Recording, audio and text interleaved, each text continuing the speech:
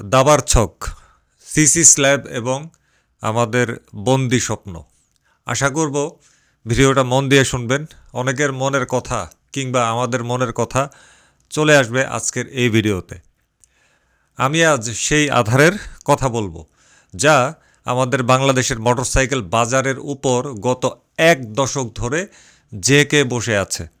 আপনারা ভাবছেন আমি শুধু Bajaj, Honda, Yamaha, Suzuki, hero, TVS এর কথা বলবো। হুম, তারা তো এই দাবার ঘুঁটি মাত্র। আসল দাবার ছকটা সাজায় কিন্তু অন্য কেউ। সেই ছকটার নাম ট্যাক্স পলিসি এবং সিসি স্ল্যাব।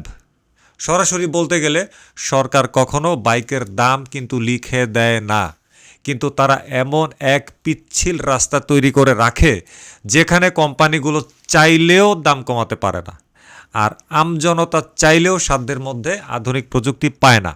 আজ আমরা ময়নাতদন্ত করব কিভাবে সরকারের একটি কলমের খোঁচায় 250-350 সিসির বাইক আমাদের জন্য 160 সিসির দামে পাওয়া সম্ভব ছিল।